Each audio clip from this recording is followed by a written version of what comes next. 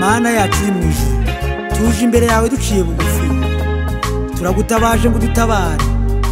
Isi yose icitse intege, abana bawe bakeneye igisubizo kivuye iwawe.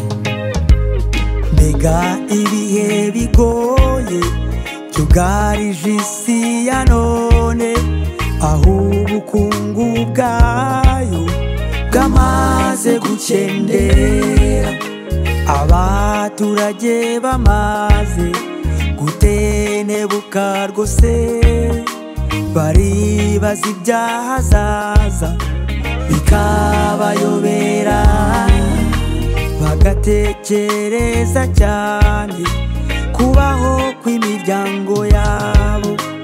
Erega byarahanuwe ngo nimubona ibi byose muzararame murebe, mu ijuru niho gutabarwa kuri, kandi hari uwihangana akageza Yesu aje akeza isabato y'Imana ndetse n'amategeko yayo.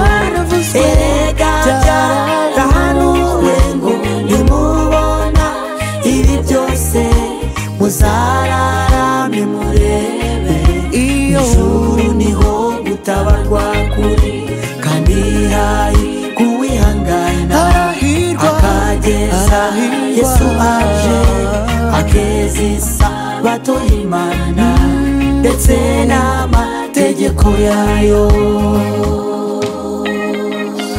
Dufite isezerano ridakuka, kuko wasize uvuze ngo nzagaruka mbajyane iwanjye, ugahora namwe muzabera.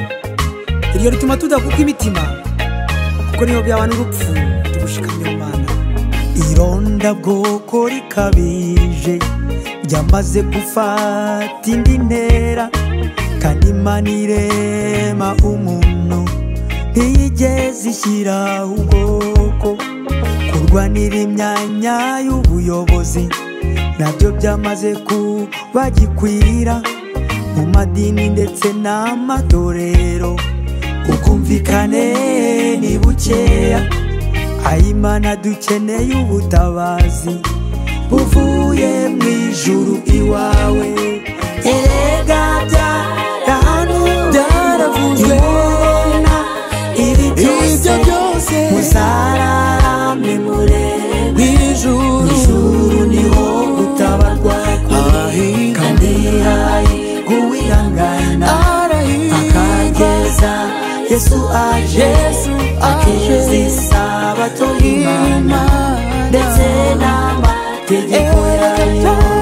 Erega byarahanuwe nimubona ibi byose muzararame murebe, ijuru niho gutabarwa kuri, kandi hari uwihangana akageza Yesu aje akeza isabato y'Imana ndetse n'amategeko yayo.